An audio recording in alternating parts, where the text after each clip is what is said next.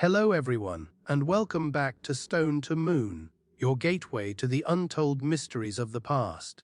Today, we are opening the vault on one of the most suppressed narratives in human history. We are going to explore the idea that Spain didn't just colonize an island nation, they stumbled upon a kingdom that possessed more gold than the entirety of Europe combined.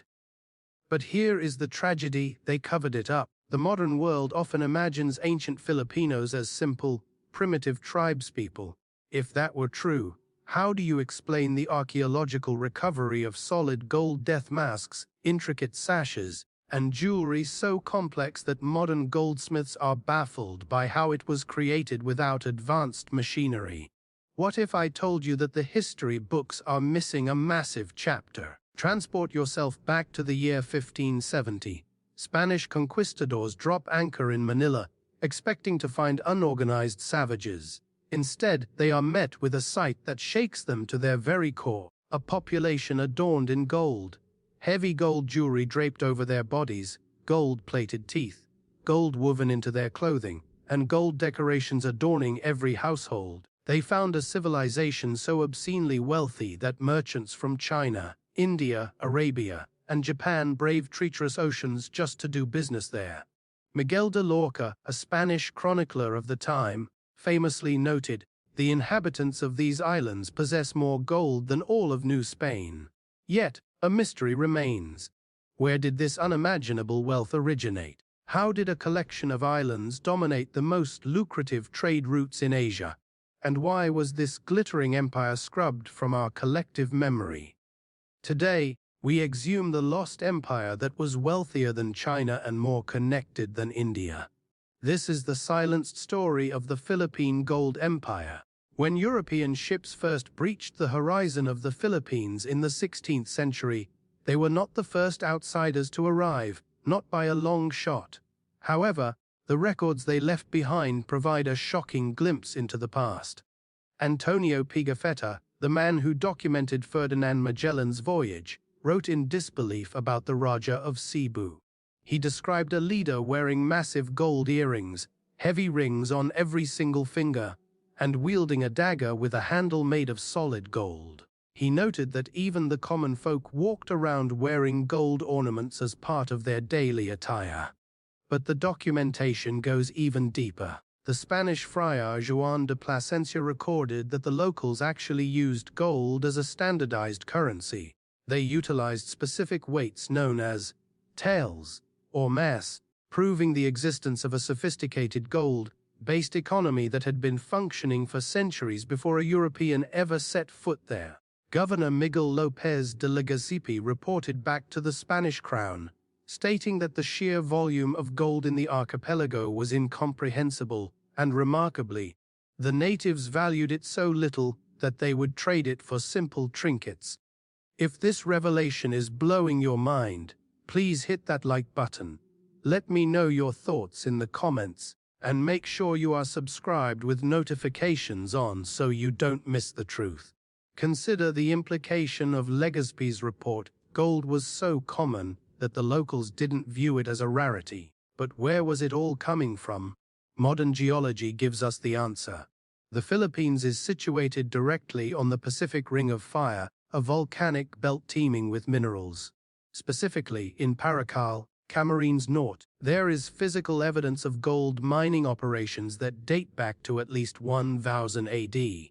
High in the Cordillera Mountains of Luzon, indigenous groups like the Igorot developed advanced mining engineering that allowed them to extract ore from the earth effectively.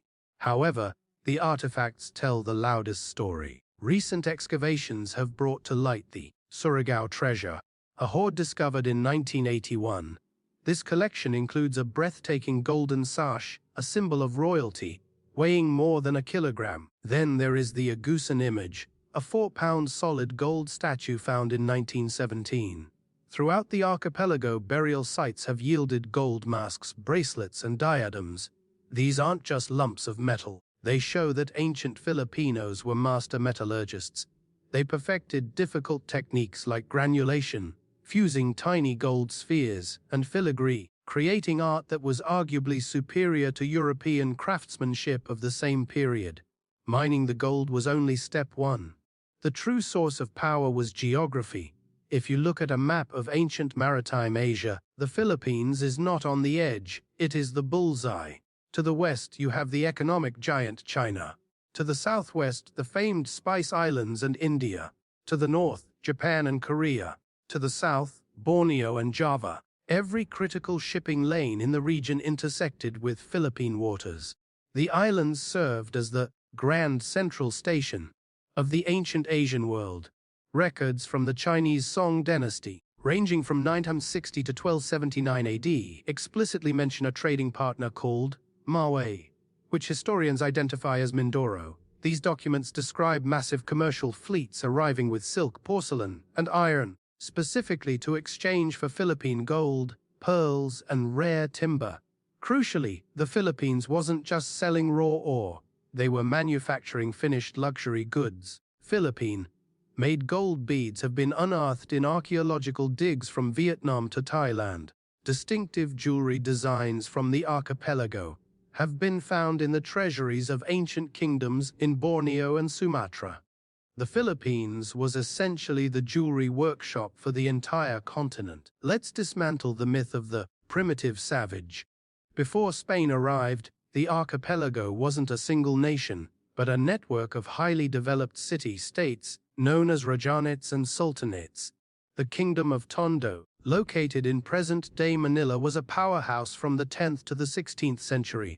We know this because of the Laguna copperplate inscription, a document dated to 900 AD. This artifact is the oldest written record in the Philippines, inscribed in Old Malay with Sanskrit influences. It details the clearing of debts, the payment of taxes, and outlines a society with a clear legal system and hierarchy. It proves, without a doubt, that pre-colonial Filipinos possessed a written language, a judicial system, and international diplomatic ties influenced by Hindu, Buddhist culture. Beyond Tondo, there was the Rajanate of Cebu, which held diplomatic ties with Ming Dynasty China. The Sultanate of Sulu controlled the southern seas and linked with Brunei. The Confederation of Madja, as in Panay, was described in oral traditions as a republic led by a council of elders. These societies were structured and complex. At the top sat the Datu or Raja, the ruling monarchs. Below them were the Maharlika, the warrior nobility class. Then came the Timawa, the free citizens and merchant class. Finally, the Alipin, who were dependent workers, often mistranslated as slaves, but functioning more like indentured servants working off debts. They lived in organized settlements with wooden palaces, elevated architecture, and fortifications. They operated under established laws and collected taxes. And underpinning it all was their immense wealth derived from their monopoly on gold. Here is the plot twist that changes everything. China, the superpower of Asia, was economically dependent on the Philippines. During the Song Dynasty, China's economy was exploding, but they faced a liquidity crisis. They needed gold and silver to back their currency and facilitate trade. China had its own mines, but they were insufficient. The solution lay across the sea. Chinese chronicles record tribute missions from the Philippines, but modern historians argue these were actually trade expeditions. Chinese merchants brought porcelain, which Filipinos prized, along with textiles and iron. In return, they left with tons of gold, tortoise shells, and cotton. The scale of this exchange is staggering. Archaeological sites in the Philippines contain higher concentrations of Song and Ming Dynasty porcelain than many sites within China itself. This wasn't a casual exchange, it was an economic lifeline. What is truly remarkable is the power dynamic. The Philippine kingdoms were not vassal states. Unlike Korea or Vietnam, which often fell under China's political shadow, the Philippines remained independent. Why? Because China needed the gold more than the Philippines needed Chinese goods. The Filipinos negotiated from a position of leverage. Evidence suggests Filipino merchants even sailed their own ships to Chinese ports, establishing their own trade enclaves. They were economic equals. The web of influence stretched far beyond China. Sanskrit inscriptions and Hindu, Buddhist golden artifacts prove a deep connection with South Asia. Philippine gold likely flowed into Indian markets, while Indian culture, beads, and textiles flowed back. By the 1300s, Arab and Persian traders were frequent guests. They introduced Islam to the south, establishing new sultanates, and moved Philippine gold into the Middle Eastern markets. Even Japanese records refer to Luzon as a legendary source of gold. Samurai-era documents confirm that jars and gold from the Philippines were highly coveted in Japan. The islands were deeply integrated with the empires of Sriwijaya and Majapahit. The Philippines was not on the fringes of civilization, it was the beating heart of the world's richest trade network. So, how did this golden age vanish? The answer is brutal Spanish colonization. When Miguel López de Legazpi arrived in 1565, the Spanish brought three things: superior firepower in the form of muskets and cannons, smallpox and other devastating diseases, and a cynical strategy of divide and conquer. It wasn't an overnight victory. The conquest took decades of bloody warfare. The Sultanate of Sulu was never fully subdued, and the mountain tribes of the north held out for centuries. However, the Spanish eventually dismantled the indigenous power structures. They replaced the Rajas with governors. They enacted a cultural genocide by burning ancient bamboo scrolls and forcing the Roman alphabet on the population. They systematically rewrote history to portray the natives as uncivilized pagans in need of salvation. The physical wealth was stripped away. Galleons departed Manila loaded with Filipino gold, bound for the treasuries of Spain and Mexico. Countless golden artifacts, centuries of art and history, were melted down into bullion bars. The Spanish forced the locals to reveal the locations of their ancestral mines and then exploited them with forced labor. By the 1700s, the surface gold was exhausted, the knowledge of the ancient goldsmiths was forgotten, and the population was impoverished. The erasure was so complete that for 400 years, history books claimed Spain discovered the Philippines. But today, the earth is speaking back. The gold artifacts in museums, the translated inscriptions, and the unearthed ceramic troves are undeniable proof. The Philippines was once a titan of trade, a center of high culture, and a land of immense prosperity. This isn't just a story about precious metal.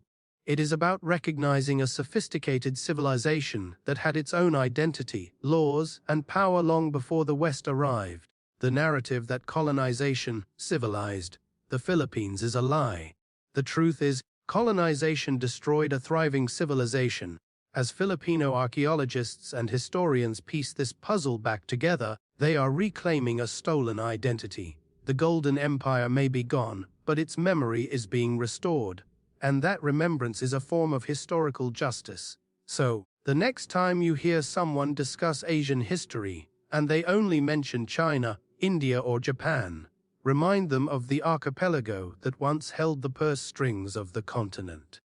Remind them of the Philippines, the forgotten Golden Empire. If this deep dive into hidden history fascinated you, please leave a comment telling me which other lost civilization we should investigate next. Don't forget to like this video and subscribe to our Stone to Mu for more untold stories. Because history isn't just about what is written down, it's about uncovering what was erased. See you in the next one.